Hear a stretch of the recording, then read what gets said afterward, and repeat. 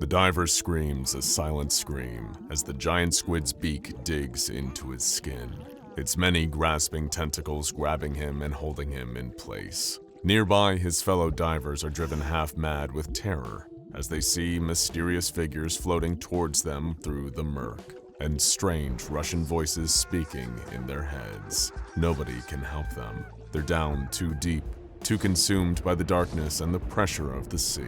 They're now at the mercy of whatever is inside the submarine. Beginning in the 1940s, with the dawn of nuclear weapons, the American government conducting the world's first atomic weapons test, and the Soviet Union responding in kind with nuclear testing of their own, the two powers entered an arms race fueled by rivalry and a thirst to prove their strength on the world stage. What followed were decades of staggering technological advancements, as each nation tried to outdo and intimidate the other. The Soviet Union crossed into the cold reaches of outer space, deploying the satellite Sputnik. The United States responded with the founding of NASA. Tensions reached a fever pitch during the Cuban Missile Crisis of 1962, as United States citizens feared they were teetering on the brink of nuclear war. In July of 1968, the Soviet Union, the United Kingdom, and the United States came together to sign the Treaty on the Non-Proliferation of Nuclear Weapons, agreeing to abandon their pursuit of increasing nuclear power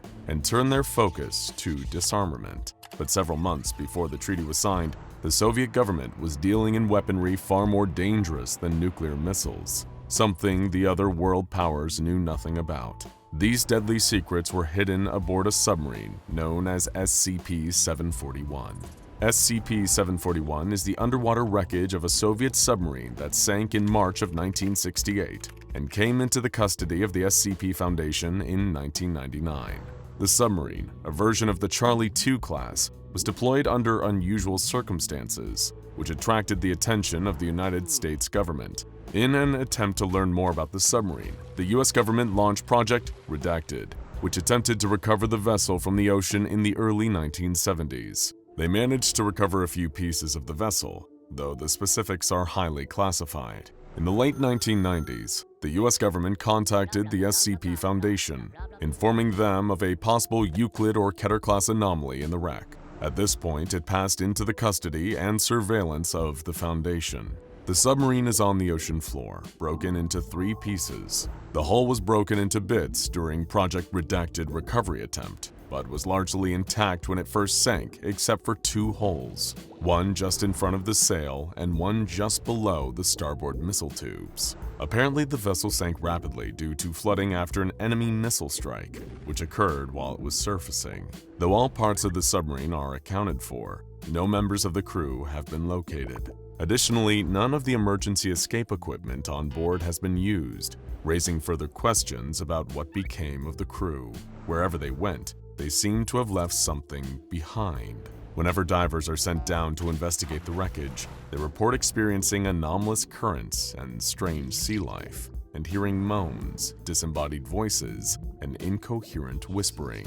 They also report seeing blurry, faintly glowing figures. Additionally, the ocean life in the area is unnaturally aggressive, particularly large squid and sharks. This effect was first noted during a manned expedition into the waters around the wreckage, described in Incident Report 1741-A. Divers A-26 through A-30 embarked from the icebreaker Yamal into the waters below with the intention of studying the potential anomalous activity surrounding the wreckage. As the group of divers approached the submarine, they could feel the shift in the water around them, the oppressive feeling of abnormally increasing pressure bearing down and threatening to crush them. If their specialized diving equipment were to fail, they knew that that would be it, and the command would have to come and fish their corpses out of the water. Or even worse, they would vanish entirely, meeting the same mysterious fate as the crew of that doomed submarine.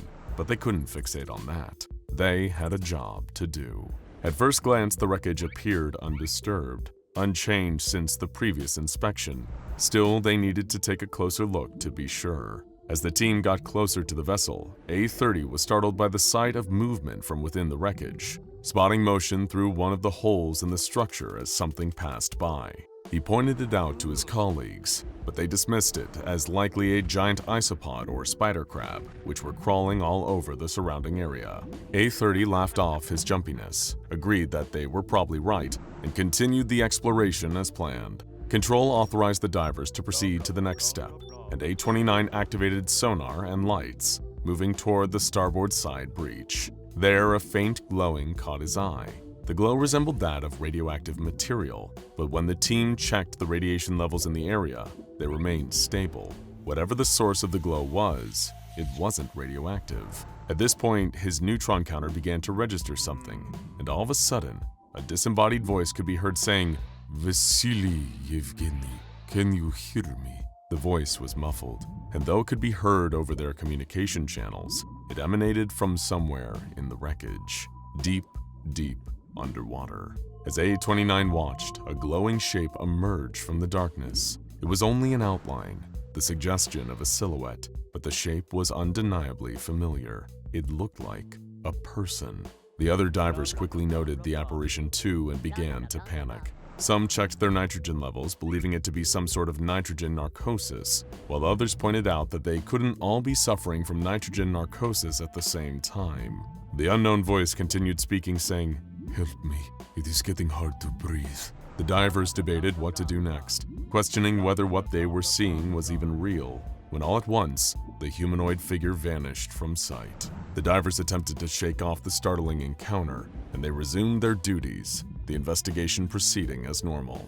After a few moments of uneventful work, another interruption presented itself in the form of a 5-meter-long squid swimming around the wreckage. Its presence startled the divers at first, particularly those closest to the animal, but the others encouraged them to ignore it, citing the fact that there are no records of these squid attacking humans. So they did, continuing their work as the squids circled them with apparent curiosity. A-27 spotted an unusual shell below the wreckage, notably large and difficult to identify, and Control requested that they bring it up to the surface for further inspection by a marine biologist. The diver began attaching haul cables to the shell as the squid crept closer and closer. All of a sudden, A-26 screamed, and there was a sudden bloom of blood in the water. The squid, despite it being uncharacteristic behavior for its species, attacked the diver, biting him savagely.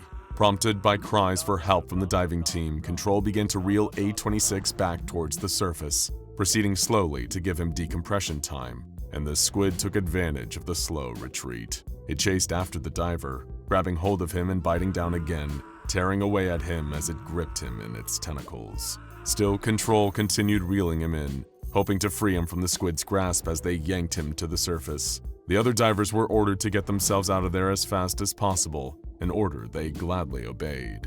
As they swam back to the surface, A-30 saw something else moving in the depths. He couldn't make out what it was, but the sight of it gave him a sick feeling of dread deep in the pit of his stomach. The 4 divers were recovered alive, along with the shell. Examination of the shell indicated that it resembled that of the extinct orthoconic nautiloids, but it was not fossilized. It was taken for further study, given the possible implication of extinct species anomalously manifesting in the vicinity of SCP-741.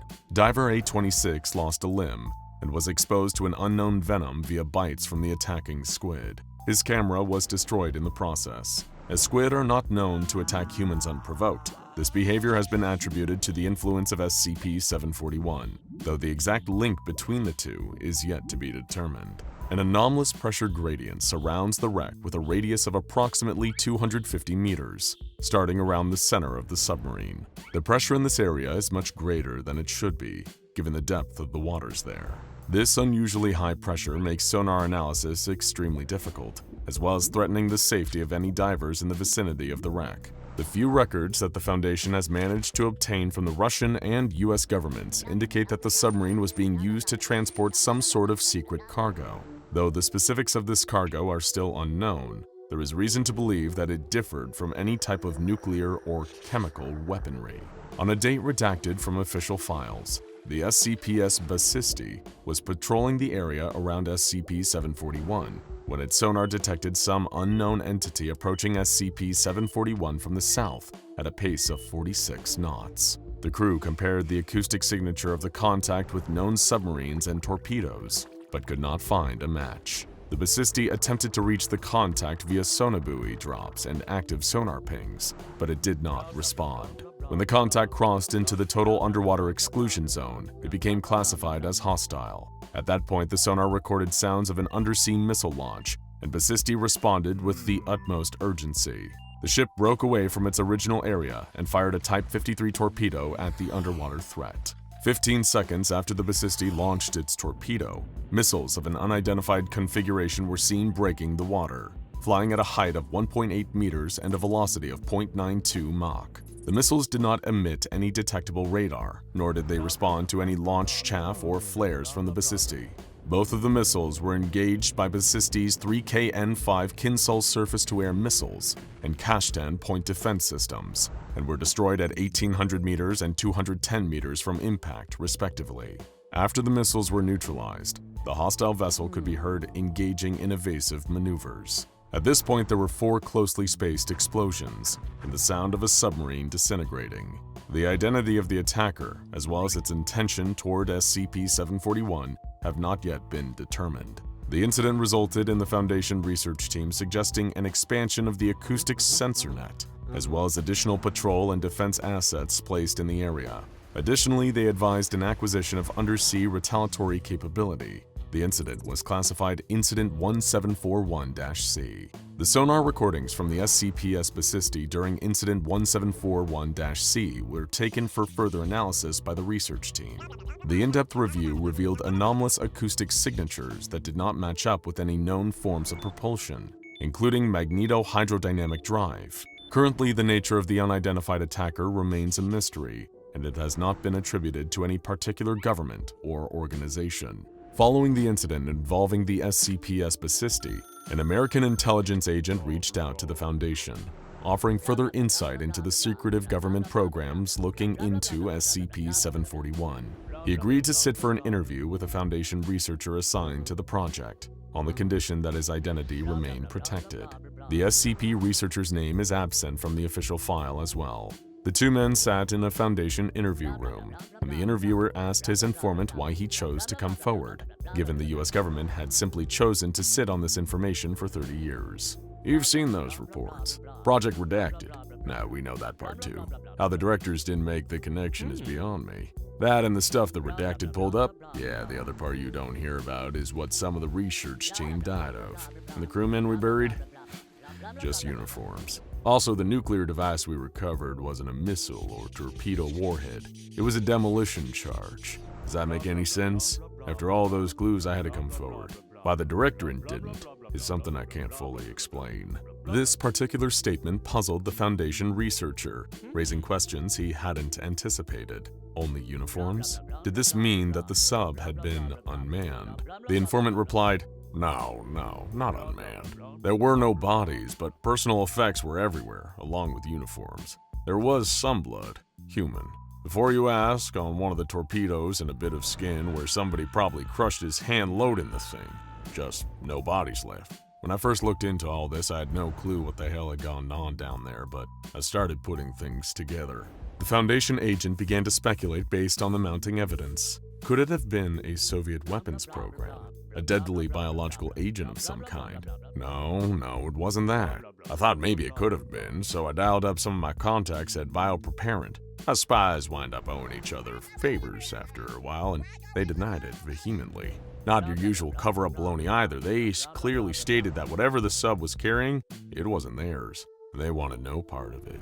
Sounded like he was gonna puke when I mentioned redacted. Doctor, do you have any idea what it takes to make a bioweapons researcher sick? Now that wasn't what really bugged me though. What really kept me awake at night was the KGB file that fell into our hands. They mentioned a covert op by the Soviet military against an internal unnamed faction to get rid of a, quote, terrifying weapons that even the Soviet Union can't safely control. They wanted to lose it, whatever it was, or maybe fob it off onto the US. Of course, that all came to light right before the Iron Curtain fell. And given the atmosphere at the time, it was practically impossible to convince the directors that they weren't talking about nukes. And even once I did, they still didn't even think this was worthy of action. I mean, the redacted would probably have me hanged for treason if they ever find me, but it was worth the risk. And by what I can gather, sounds like Russia thinks so too, loaning you half the Pacific Fleet and all. The interview continued after this point, but the rest of the conversation was considered irrelevant and stricken from the official file.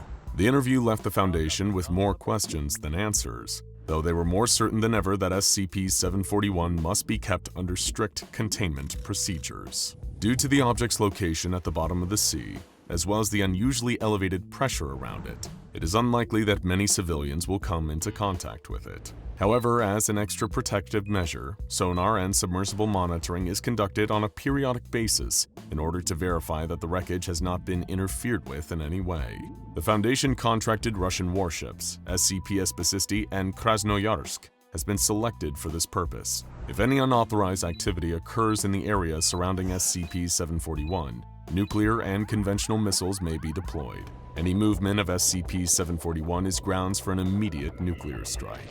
Whatever secrets SCP-741 holds, whatever it was transporting that was even more of an uncontrollable threat than nuclear warfare, they're better left alone down there, at the bottom of the sea. Now go check out SCP-2316 The Bodies in the Water and SCP-054 Water Nymph for more.